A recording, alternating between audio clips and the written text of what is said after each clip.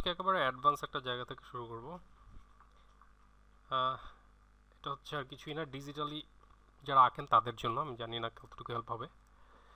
Digital ড্রয়িংয়ের আসলে অনেক ধরনের টুল থাকে। একটা তো হচ্ছে হার্ডওয়্যার, সেটা হচ্ছে আমরা যেটা বলি ট্যাব। এটা যারা আঁকেন তারা জানেন, ওটার বলার কিছু নাই। আমি সফটওয়্যার যেটা যেটা আমি ব্যবহার করি এখানে নিচে দেখতে পাচ্ছেন।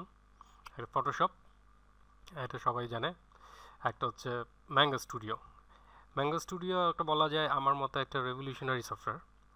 এটা যেটাকে বলে ড্রয়িং, পেন্টিংয়ের জন্য ফটোশপ খুব ভালো, কিন্তু যদি ড্রয়িং হয়, ড্রয়িংয়ের জন্য বেস্ট হচ্ছে ম্যাঙ্গা। আমার এই দেখাই পর্যন্ত যে কটা সফটওয়্যার আমি ইউজ করেছি তার মধ্যে এটা খুবই কি বলে যে একদম আর্টিস্টদের জন্যই বানানো। তো আমি যেটা ব্যবহার করি সেটা হচ্ছে ম্যাঙ্গো স্টুডিও 4। অনেকে এটা এখন ইউজ করেন না, ইনফ্যাক্ট EX4। ইএক্স হচ্ছে ম্যাঙ্গা 4-এর একটু আপডেট টাইপের, মানে 4 থেকে যদি 4.5 হয় এটা হচ্ছে একটু আপডেট। তবে এখন অলরেডি অনেক ভালো ভালো ভার্সনটা চলে আসছে, যেমন ম্যাঙ্গো স্টুডিও 5 বা কি বলে ক্লিপ স্টুডিও পেইন্ট। এখন এটার নাম পাল্টে গেছে। ক্লিপ স্টুডিও পেইন্ট তো একদম মানে ফুল কমপ্লিট সফটওয়্যার বলা যায় ওইটা। যেমন এই সফটওয়্যারে কিছু সমস্যা আছে, যেটা যেমন কালারিং বা অন্যান্য কিছু কাজের ক্ষেত্রে এটা অতটা কাজে দেয় না, কিছু জিনিসের জন্য আর ফটোশপে যেতে হয়। কিন্তু ক্লিপ স্টুডিও পেইন্ট আমি বলবো আরও বেটার। তো যাই হোক, আমি যেটা নিয়ে কথা বলছিলাম, আমি কমিক্স আঁকি বা কার্টুন আঁকি, সেটাতে আমি এই সফটওয়্যারটা সবচেয়ে বেশি ব্যবহার করি ডিজিটালি আঁকতে গেলে। তো আমি এটা নিয়ে কথা বলি। প্রথমে আমি খুললাম, সবাই দেখলেন যে এটা অটোমেটিক একটা জিনিস, একটা ফাইল খুললো। তো ফাইলের কিছু সেটিংস নিয়ে কথা বলা যাক, একদম সিম্পল। সেটা হচ্ছে যখন একটা ফাইলে গিয়ে নিউ, মানে অন্য সফটওয়্যার মতো, এখানে দুইটা জিনিস দেখা যায়। একটা হচ্ছে স্টোরি। আপনি যদি কমিক্স, মানে একাধিক পেজের কোনো গল্প বা কমিক্স, মূলত কমিক্স আমরা আঁকি যখন, তখন ওটাকে বলে স্টোরি। মানে একাধিক পেজ হলে স্টোরিতে ক্লিক করলে এই যে কয় পেজ, হয়তো পেজের জায়গায় এটা পড়লেই বোঝা যাবে কোনটা কি। মাপ কত হবে, মাপ ভিতরে যদি আমি একটা মাপ দিতে চাই তাহলে তা কী হবে, কয় পেজ করবো, এটা দিয়ে ওকে দিলে যেটা সুবিধা, একটা ফাইলের আন্ডারে 5টা পেজ খুলে যাবে, মানে একটা বইয়ের মতো। এটা দারুণ একটা জিনিস। আমি যখন এটা প্রথম দেখি আমি তখনই ঠিক করি যে আমি মাঙ্গাতেই কাজ করব। কমিক্সের জন্য এই 1000টা ফাইল বারবার করে খোলা বন্ধ করে একটা বিরক্তিকর ব্যাপার। আচ্ছা, আরেকটা যেটা বলার ছিল, আমি যদি পেজ খুলি বা যে কোনো কিছু খুলি, কয়েকটা ব্যাপার থাকে। প্রথমে যখন ইনস্টল করা হয় তখন দেখা যায় এটা মনোক্রমে থাকে, এটা অনেকে খেয়াল করেন না, এবং দেখা যায় যে সব ড্রয়িং ব্ল্যাক অ্যান্ড হোয়াইট হয়ে যায়। এই ভুলটা আমার অনেক দিন আমি নিজেই করছি। মনোক্রম থেকে এটাকে কালারে দিতে হবে। রেজলিউশন 300, ওকে। আমি 500 ডিপিআইতে কাজ করি, কারণ আমার পিসিটা ভালো, আর হচ্ছে ম্যাঙ্গা আসলে অত হেভি সফটওয়্যার না, এটা লাইট। আর ইনসার্ট ডিমেনশন যদি লাগে তো দেওয়া লাগবে, ইচ্ছা, মানে এটা ইচ্ছা মতো এখানে স্লাইডার দিয়েও ছোটো বড়ো করা যায়। এটা আসলে যে যে নিজে করি। আমি সাধারণত যেটা করি, কমিক বুকের ক্ষেত্রে আমাদের ঢাকা কমিক্সের মাপটা হচ্ছে 7/9.5। আর ভিতরের মাপটা হচ্ছে কি বলা যায়, 7 যদি এদিকে হয়, চারদিকে ছাড়লে 6.5 বা 6 যদি দেয়, 6 এদিকে 9,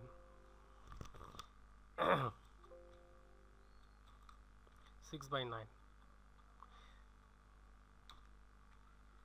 আসলে প্রচুর টিউটোরিয়াল ইসের ক্ষেত্রেও, মানে আপনারা নিজেরাও ঘেটে দেখতে পারেন অনলাইনে যে কোনটা দিলে ভালো, হ্যাঁ, কতটুক রাখবো, এরকম এই সমস্যাগুলো আসলে এটা কিন্তু কমন সমস্যা। এই যে কি বলে, মানে পেজ পেজ ঠিক করা, যে পেজের মাপ কত হবে, এটা মানে আপনার একার হয় না, এটা সবারই হয়। যাক, আমি একটা ফাইল খুলছি।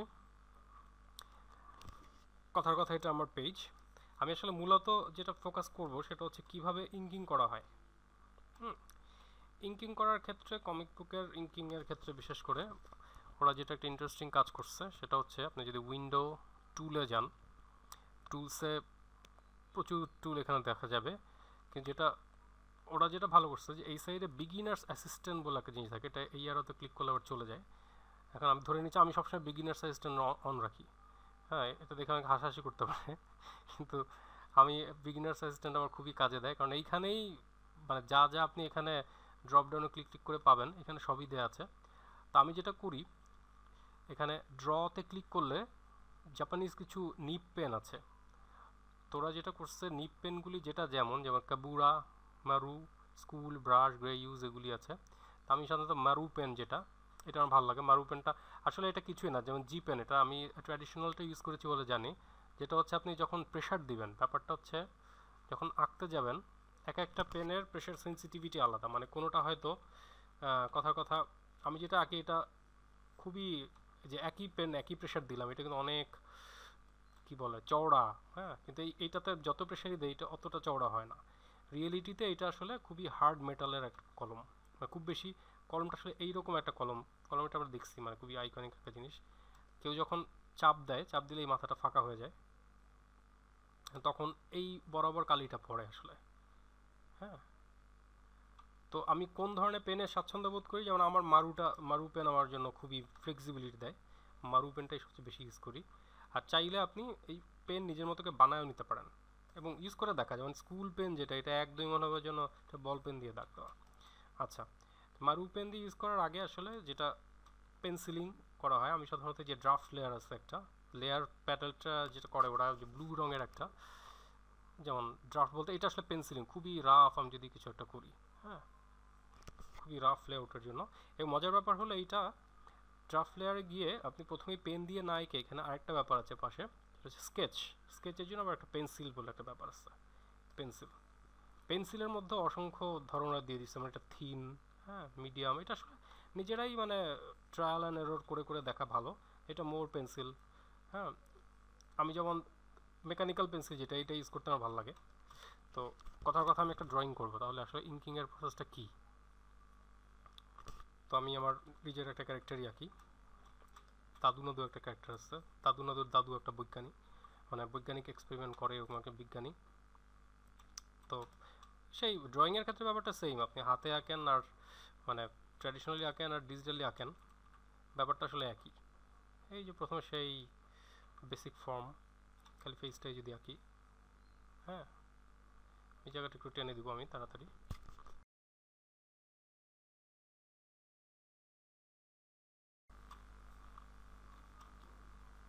আচ্ছা, এইখানে যে ব্যাপারটা সেটা হচ্ছে যে এটা যে নীল কালারের এই ড্রাফট লেয়ারেই করতে হবে এমন কোনো কথা নেই, এটা অন্য লেয়ারে করা যায়। এটা আমি এমনি করি, আমার ভালো লাগে, কারণ এটা বোঝা যায় যে কোনটা ড্রাফট লেয়ার।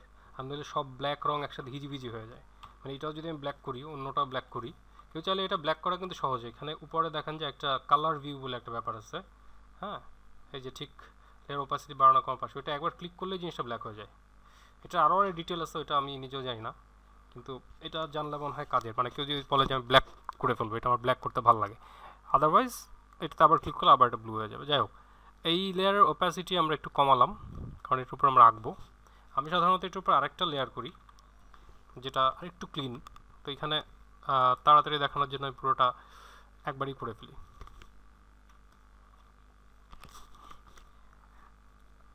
আচ্ছা, ইঙ্কিংয়ের ক্ষেত্রে যেটা খুবই মেকানিক্যাল পার্ট, কথার কথা চশমা, হ্যাঁ, এইগুলি আমি আসলে জ্যামিতিক যে পলিগন ল্যাসো বা পলিগন বা কার্ভ লাইন এগুলি দিয়েই করি, কারণ এইটা হাতে আঁকতে গেলে যতই আঁকি একটু দেখা যায় এখানে কোনা বের হয়ে গেছে, একটু বাঁকা হয়ে গেছে, একটু মানে আঁকতে আঁকতে তখন বিরক্ত লাগে। সেটা না করে আমি যেটা করি, কথার কথা এটা মোটা কাচের, এখানে এখানে এটার পুরুত্ব বাড়ানো যায়, মানে উইথ কত হবে, স্ট্রোক উইথ, হয়তো এইটা হচ্ছে তার চশমা। আচ্ছা, এখন এটা তো আমি যেই ধরনের গোল চাচ্ছিলাম একটু পার্সপেক্টিভে বাঁকা, সেটা দেখা যাচ্ছে না। সেই ক্ষেত্রে যেটা করার আছে সেটা হচ্ছে কন্ট্রোল টি দিলে এইখানে দেখা যাবে যে এটার যে অপশনগুলি ট্রান্সফর্ম অপশন আসে, স্কেল মানে হচ্ছে জাস্ট ছোটো বড়ো হবে। আমি যেটা করি একটু ডিস্টর্টেড করার জন্য ফ্রি ট্রান্সফর্মে ক্লিক করি। আচ্ছা, ফ্রি ট্রান্সফর্ম করলে যেটা হবে, ইচ্ছা মতো আমি যেইখানে চাই কার্ভটা যেরকম চাই ওই রকম একটা কিছু করতে পারবো। একটু ঘুরা দিই এই, আচ্ছা। তারপর হচ্ছে ব্যাপারটা কপি পেস্ট, এটা অনেকভাবেই করা যায়। একটা অপশন আছে শিফট কন্ট্রোল সি, আমি আসলে প্রচুর কি বলে শর্টকাট কি ব্যবহার করি, কারণ আমি খুব দ্রুত কাজ করার চেষ্টা করি।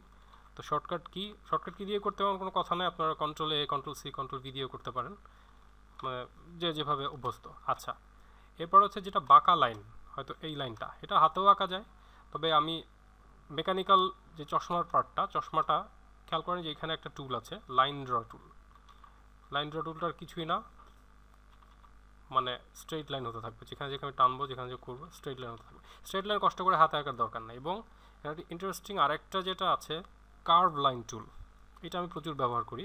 কার্ভ লাইন টুলের কিছুই না, আগেরটার মতোই এক জায়গা থেকে টেনে এক জায়গায় করলে লাইন সোজা হবে, এবং ছেড়ে দিয়ে আমি যদি ডান বাম করে আরেক জায়গায় কোথাও ক্লিক করি দেখা যাবে যে কার্ভ লাইনটা ওইখানে গিয়ে আটকে আছে। এই ফিক্স করা। যারা ভেক্টরে কাজ করেন তাদের জন্য এটা খুব সহজ হবে বোঝা। এটা একটা পাথ করার মতো ভেক্টরে। আচ্ছা, খুবই মজার এই জিনিসটা। আচ্ছা, এবং আরেকটা এইটা আসলে কি প্রত্যেকটা টুল নিজেই একটু ক্লিক করে করে দেখা। যেমন এইটা হচ্ছে একটা পলিগন, যতবার ক্লিক করব যত ধরনের পলিগন আমি চাই সেটা করা সম্ভব। এটা হচ্ছে ওটার এক ধাপ উপরে। আচ্ছা, যেমন এইখানে হয়তো আমার আপনার কাজটা এরকম, এই এই জাস্ট ক্লিক, এটা মাউস দিয়েও করা সম্ভব হয়তো এই। আচ্ছা, চোখটা হাতেই আঁকলাম, আমার ওপেন। হ্যাঁ,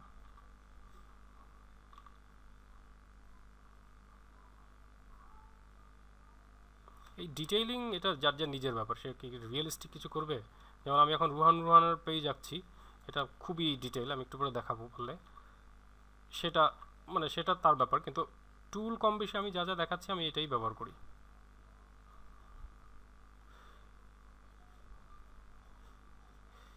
আচ্ছা,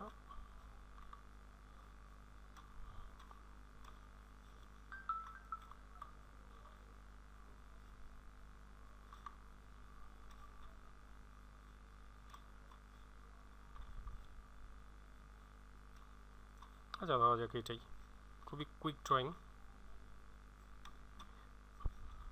এই কার্ভগুলি আমি ফ্রি হ্যান্ডে করছি, কিন্তু এটা ওই যে কার্ভ লাইন দিয়ে করা যায়। আচ্ছা, এখন এটা মুছে ফেললে বলতে এটা হাইড করা, মানে যদি লেয়ার হাইড করে দিই তাহলে দেখা যাবে শুধু এইটুক। আচ্ছা, এখন হচ্ছে সে ফটোশপের মতোই ফিল কালারগুলি, এই যে এখানে ফিল বলে একটা অপশন আছে, পেইন্ট বাকেট, এটা নিলাম ব্ল্যাক, আমি কিন্তু ইঙ্কিং করছি এখনও, জাস্ট ক্লিক। হ্যাঁ, ফটোশপের মতোই এটা। এটা আবার ক্যারেক্টারটা যেমন আমি জানি যে কোথায় ইঙ্ক পড়বে। এটা ঠিক ইঙ্কিং নিয়ে টিউটোরিয়াল না, আমি এটা একদমই সিম্পল কোন টুল ব্যবহার করে কিভাবে করছি সেটা জাস্ট দেখানো। ইঙ্কিংয়ের একটা টিউটোরিয়াল আমি পারলে পরে আবার করবো, কারণ ইঙ্কিং নিয়ে আমাকে প্রচুর ভোগান্তি পোহাতেছে আগে। তো আমি চাই অন্য কারো যদি এটাতে হেল্প হয়, তো আমি একটা ছোট্ট টিউটোরিয়াল ইঙ্কিংয়ের উপরে করবো। যাই হোক, ও এটা হচ্ছে আমি জাস্ট অল্টার চেপে এখানে সাদা রঙটা পিক করে এটা হাইলাইট ফেললাম এই দিক থেকে, হয়তো এখান দিয়ে চশমার ডাটটা একটু দেখা যাচ্ছে। আচ্ছা আচ্ছা, মাঝখানে এখানে কানেক্টর থাকার কথা, সেটা দেওয়া হয় নাই। ওকে, এখন যেহেতু এটা গ্লাস আর কি, চোখের উপরে গ্লাস এবং মোটা গ্লাস, আসলে এই জায়গাটা গ্লাসের জন্য এখানে একটা রিফ্র্যাকশন হবে, মানে প্রতিসরণ, যার কারণে এই জায়গাটা দেখা যাবে না। এটা বেস্ট হচ্ছে চশমা আঁকলে চশমার কাঁচটা যেখানে যেখানে গেছে ওই জায়গা দিয়ে একটা ইরেজ করে দেওয়া, মানে এই লাইনটা না মিলানো, এটা একটা ছোট টিপস। কারণ আসলে এই জায়গাটায় মোটা কাঁচে একটা রিফ্লেকশন হয় লাইটের, তার মানে এইভাবে রাখাটা বেটার। মনে হচ্ছে যেন একটা অলরেডি মনে হচ্ছে একটা মোটা কাঁচ এখানে আছে। হ্যাঁ, আচ্ছা, এখন ইনবক্সে আমাকে একজন জানতে চেয়েছিলেন যে এটা কালারও কি আমি মাঙ্গাতে করি কিনা। উত্তর হচ্ছে যদি পেন্টিং না হয় তাহলে সব কিছুই মাঙ্গাতে করি। পেন্টিংয়ের জন্য অন্যান্য সফটওয়্যার বেটার, কিন্তু মাঙ্গাতে কালারের জন্য যেমন ম্যাঙ্গা স্টুডিও 4-এর একটা বিষয় হচ্ছে অনেকে এটা খুবই মানে বিগিনারদের জন্য ধরেন, কিন্তু আমি এটার ফ্যান এই কারণে যে এটার অপশন খুবই কম, যার কারণে আপনি খুব বেশি সময় নষ্ট করতে পারবেন না চাইলেও। অন্যান্য সফটওয়্যার যেটা অ্যাডভান্স সফটওয়্যার ওটাতে দেখা যায় যে ইচ্ছা মতো মনে হয় যে আরেকটু কাজ করি, এই ফিল্টারটা দিই সেই ফিল্টার দিই, এখানে আসলে কিছুই নাই, এখানে যা লাগে তাই। মানে পুরো প্রফেশনাল একটা কি বলে, মানে জিনিসটা আমাকে ইন্টারফেসটা খুবই প্রফেশনাল লাগে। আমার এক্সপিরিয়েন্স এটাতে খুবই ভালো। তো কালার জন্য আমি যেটা করি, এটা হয়তো আমি একটা লেয়ারের নাম দিলাম ইঙ্ক, আর অন্য একটা লেয়ার কালার। লেয়ারটা আপনি এখান থেকে খুলতে পারেন, আমি একটা শর্টকাট কি দিয়ে খুলছি। আচ্ছা, ইঙ্ক লেয়ারটা উপরে রাখি, কালারটা হচ্ছে নিচে। এবার হচ্ছে সেই প্রথমে যেটা করি সেটা সেই ফ্ল্যাট কালার। আচ্ছা, এখানে দেখবেন যে কালারের একটা কি বলে প্যালেট আছে, যেখানে উপরে শর্টে ক্লিক অথবা উইন্ডোতে গিয়েও কালার আসতে পারেন। তো সেই প্রথম কাজ হচ্ছে কিছুই না, জাস্ট ফিল কালার, সিম্পল। আচ্ছা, একটা ব্যাপার হচ্ছে এই যে ফিল টুল, এটার অপশনে দেখবেন ব্রাউজ সেভারাল কন্টেন্ট বলে একটা ব্যাপার আছে। মানে এটা করলে যেটা হবে, আমি ক্লিক করছি এই লেয়ারে, কিন্তু ও আসলে ইঙ্ক লেয়ারের ইনফরমেশনটা নিচ্ছে যে কোথায় কোথায় ব্লক আছে, ওই অনুযায়ী সে পড়ছে। এবং ক্লোজ গ্যাপ বলে একটা অপশন আছে, আমি যে ক্লোজ গ্যাপটা তুলে দেই তাহলে দেখেন ক্লিক করলে এটা একদম এই যে গোফের মধ্যে ঢুকে যাচ্ছে। আমি যে ক্লোজ গ্যাপটা রাখি এবং এটা একটু বাড়িয়ে দিই 1 মিলিমিটার, তাহলে অনেকখানি ফাঁকা, খেয়াল করেন এখানে কিন্তু অনেকখানি গ্যাপ ছিল, এটা ফটোশপে নাই, এটা খুব ভালো জিনিস। এটা ফটোশপে হলে আপনাকে এই জায়গাটা ক্লোজ করতে হতো আগে, কিন্তু এখানে আপনি অটোমেটিক 1 মিলিমিটার গ্যাপ পর্যন্ত সে ক্লোজ করে নিচ্ছে। তো এই টুলটা দিয়ে আমি খুব দ্রুত কাজ করি। আরেকটা টুল আছে, সেটা হচ্ছে এটার সাথেই ঠিক সাইডে যেটা ক্লোজ ফিল, সেটা আরও মজার। সেটা হচ্ছে এই যে দেখেন একটা সবুজ রং দেখা যাচ্ছে, আসলে এটা কোনো সবুজ রং না, এটা হচ্ছে অনেকটা ক্রোমা টাইপের, যে কোন জায়গাটায় আমি যেই রংটা আমি করছি সেটা আর কোথায় কোথায় আমি ফেলতে চাই, হয়তো এই নাকে এই একই রং হবে। খেয়াল করেন জাস্ট আমি এখানে উপরে একবার ড্র্যাগ করলাম আর এটা মানে অটোমেটিক ওই রংটা ঢুকে গেছে। এটা একটা সুবিধা হচ্ছে এটা কোনো গ্যাপই থাকে না, মানে মাঝে মাঝে দেখা যায় কিছু ডাস্ট কর্নার বেরোয়, আমি যদি আঁকতে যাই যে ছোট্ট একটা সাদা, তখন প্রিন্টে গিয়ে মনে হয় যেন খুবই ডাস্টি রাফ মনে হয়, কিন্তু এই টুলটা ইউজ করলে এটা খুব দ্রুত হয়ে যায় এবং একেবারে নিশ্চিদ্র, মানে কোনো জায়গায় গ্যাপ থাকে না। আচ্ছা এখানেও সে একই কথা, এখানে আসলে একটা হোয়াইট দাগ পড়বে।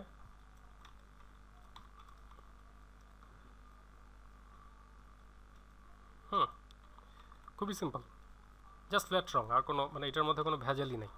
খেয়াল করেন এবং আমি এই ক্যারেক্টারটা অনেক পরিচিত এবং আমি যে অলরেডি এটা বেশ কিছু জায়গায় ছাপাও হয়, দাদু, তার একটা ক্যারেক্টার শিটও করা আছে, অ্যানিমেশন আছে, সো আমি জানি কোথায় কী রং হবে। এটা হচ্ছে এই হিউটা হয় সবসময়, যাই হোক সেটা আপনার নিজের ব্যাপার, আপনি কী দিতে চাচ্ছেন। আমি যেটা করি প্রথমে ফ্ল্যাট কালারটা দিই, এবং ফ্ল্যাট কালারটা যখন শেষ হয় শ্যাডো বা লাইট অ্যান্ড শেড মানে কী বলে পেইন্টারলি যদি করতে চান, আমি আসলে খুব ডিটেল করি না, যেটা করি যে কোনো টুল সিলেক্ট থাকা অবস্থায় যদি রাইট বাটন ক্লিক করেন, সিলেক্ট কালার রেঞ্জ বলে একটা জিনিস আছে, সেটাই ক্লিক করে এখানে অল লেয়ার চেক থাকলে ভালো, আপনি যেই রঙটা সিলেক্ট ক্লিক করবেন সে ওই রঙটা সে যেখানে যেখানে পাবে ওইটা সিলেক্ট করে ফেলবে, দেন ওকে। এরপরে হচ্ছে ল্যাসো টুল নেওয়া হয়, ল্যাসো টুল এটা হচ্ছে আমি খুব দ্রুত আমি এটা নিজে টেকনিকটা বের করছি। ল্যাসো টুল দিয়ে আমি যেখানে যেখানে হাইলাইট ফেলতে চাই ওই জায়গাটুকু আমি ডিসিলেক্ট করব, হয়তো যে গালে পড়বে, ধরে নিচ্ছি টপ লাইট, হ্যাঁ এই তো কথার কথা, এখানে পড়বে, এটা হচ্ছে হাইলাইট, থুতনির এখানে হয়তো একটু পাওয়া যাবে। আচ্ছা এইবার হচ্ছে যেই কালারটা এখানে ছিল বডিতে মানে মুখে, সেটার একটু ভ্যালু এবং হিউ দুইটাই একটু পাল্টালাম, একটু নিচের দিকে একটু ডার্ক। তারপর হচ্ছে আমি গ্রেডিয়েন্ট টুলটা নেই, আসলে এটা কিন্তু কারো ফলো করতে হবে এমন না, যে যার নিজের মতো করবেন, আমি আমার টেকনিকটা বলছি। গ্রেডিয়েন্ট টুলটা নিয়ে জাস্ট টান দাও, মনে হবে যেন একটা অটোমেটিক শ্যাডো পড়ে গেছে এখানে, হ্যাঁ। একইভাবে আমি যদি আবার এই জায়গাটা সিলেক্ট করি, এটা ম্যাজিক পয়েন্ট টুল, এবং সেটা যদি আমি উল্টাটা করি একটু লাইট ফেলি, হয়তো নাকের এখানে আরও রং একটা হাইলাইট মানে সাদা হাইলাইটই পড়ে গেছে, ওকে। আচ্ছা চুলের এখানে হয়তো আমি একটু অ্যাশ, যেহেতু পাকা চুল সাদা টাইপের, সাদা রং তো রাখা যায় না, যেটা করতে হয় সাদার একটা মজার শেড পড়ে, একটা ব্লুইশ একটা শেড পড়ে, শেডটা আঁকলেই চলে। এই হয়তো এই জায়গাটা একটু ডার্ক, এখানে হয়তো একটা হাইলাইট পড়ে গেছে। এইটা আপনার এখন স্কিলের উপর, যেমন আমি এটার যদি একটু শ্যাডো ফেলতে চাই, হয়তো এইদিকে একটা লাইন, তারপর একটু ফিল করে দিলাম, মনে হচ্ছে এটা খুবই শাইনি মেটালিক একটা কিছু মনে হচ্ছে। আচ্ছা সবশেষে আমি হয়তো এই জায়গাটায় চশমা তো একটা গ্লাস, একটা নতুন আমি যেটা করি আর কি গ্লাস আঁকার জন্য একটা নতুন লেয়ার নেই, নেওয়ার পরে এই যে এখানে তিনটা কালার মাঝখানে সাদা একটা অপশন আছে, ধরে নিচ্ছি যে উপর দিয়ে যেহেতু গ্লাস এই ধরনের ঘোলা একটা কিছু পড়বে, মানে মনে হবে এটা আমি ইঙ্কের উপরে তুলে দিই, তাহলে আরও বোঝা যাবে।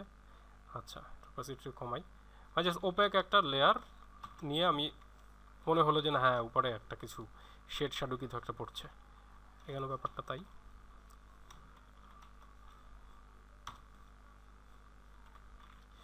মানে যত সহজে করা সম্ভব। এটা বোধহয় অন্য লেয়ারে পড়ে গেছে, যাই হোক। এখন যে শেড শ্যাডো আপনি বাড়াতে চান এটা নিজের ব্যাপার পুরাই, কালার লেয়ারে গিয়ে বা নিচের লেয়ারটা করাই বেটার, হয়তো কানে এখন ডিটেলটা হচ্ছে পুরাই নিজের উপরে যে আমি কতটুকু ডিটেলে যাব, বাট মোরলেস ব্যাপারটা এরকমই। আমি ইঙ্কিংও এখানেই করি, যেমন এই মুহূর্তে যেই কমিক বইটা আমি করছি এটা বেশ বড়, জাফর ইকবাল স্যারের একটা গল্পের বই, রুহান অনেকে হয়তো পড়ছেন, আজকের পেজ কোনটা করলাম, যেমন এই যে এই পেজটা আমি দেখাচ্ছি যে ইঙ্কিং, এটা কিন্তু সবাই মারু পেন যেটা দেখা যাচ্ছে, এটা আরও স্কেচি ফরম্যাটে করা, কিন্তু একই টেকনিক, কিন্তু একই। আমি কালারও এইভাবেই করব, আগেরটাও যেমন কালার এইভাবেই করা ছিল, এটা খুবই রাফ। এখানেও হয়তো যে আমি প্রথমে সেই ফ্ল্যাট কালার, মানে কথার কথা যে পিছনে depends on mood, colour theory, এটা না জানলে হবে না, সফটওয়্যার আপনাকে শেখাতে পারবে না আসলে ড্রয়িং। আপনি হাতে যদি আঁকতে পারেন তাহলে এটা যেভাবেই হোক, মিডিয়া যাই হোক, আপনার মিনিমাম একটা কোয়ালিটি থাকবেই, যেটা না হলে আসলে হবে না। মানে আমি যদি মনে করি যে সফটওয়্যার আমার ড্রয়িং করে দিবে, এটা আসলে সরি, এটা হবে না। এই যে এটা যদি এরকম কেউ যদি আদৌ পেন্টালি করতেই চান সফটওয়্যার, কিছু কিন্তু এরকম মজার ব্রাশ আছে এখানে। ব্রাশে দেখবেন পাশাপাশি দুইটা, একটা হচ্ছে প্যাটার্ন ব্রাশ, একটা হচ্ছে শুধু ব্রাশ।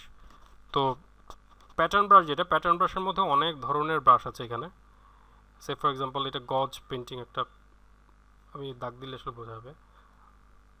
এই যে এই ধরনের প্যাটার্ন টাইপের ব্রাশ আছে, এটা আমার মতে খুবই হ্যান্ডি, খুব ইজিলি ইউজ করা যায়। এবং ফটোশপে যেটা হয়, একটু ভালো রেজলিউশনের ফাইলে যত ভালো পিসি হোক, ব্রাশ দিয়ে টান দিলে হঠাৎ হ্যাং হয়ে যায়। এইখানে এটা কখনোই হয় না। এই যে দেখা যায়, বাট কালার করা খুব ইজি আর কি। হ্যাঁ, এবং ওই যে ক্লোজ ফিল অপশন যেটা, ওটা তো খুব কাজের। সো কমিক বুক যারা আঁকতে চান, আমি বলবো যে বেস্ট হচ্ছে যদি ড্রয়িং বেসড হয়, অবশ্যই মাঙ্গা স্টুডিও। মাঙ্গা স্টুডিওর মানে কাছাকাছি আর কোনো সফটওয়্যার আমার জানার মতো এখনও এত ভালো করে নাই। এছাড়া আছে মানে অন্যগুলো, অ্যালিয়াস স্কেচবুক প্রো, তারপরে যে কি বলে আর্ট রেজ, অনেকেই আঁকে সেটাতে, মানে সেটাতে যে করা যাবে না তা না, বাট আমি কমফোর্টেবল ফিল করি এটাই, এবং চাইলে আপনারা করতে পারেন। আর মাঙ্গা স্টুডিও বা এই ধরনের ডিজিটাল ড্রয়িং নিয়ে যদি কারো কোনো কোয়েশ্চেন থাকে, আপনারা ইনবক্স করতে পারেন, বা এইখানে ভিডিওর নিচে কমেন্টেও লিখতে পারেন। আমি চেষ্টা করবো যদি টাইম পাই, কারণ আমি যথেষ্ট বিজি শিডিউলে থাকি, এটা একটা সমস্যা। এখন যদি টাইম করতে পারি, আমি চেষ্টা করবো যেটা ইম্পর্টেন্ট বা যেটা আমি আসলে করতে পারবো, অ্যান্সার দিতে পারবো, সেটা ছোটো ছোটো টিউটোরিয়াল করে এখানে তুলে রাখবো। তাহলে আজকে এই পর্যন্তই, আবার দেখা হবে।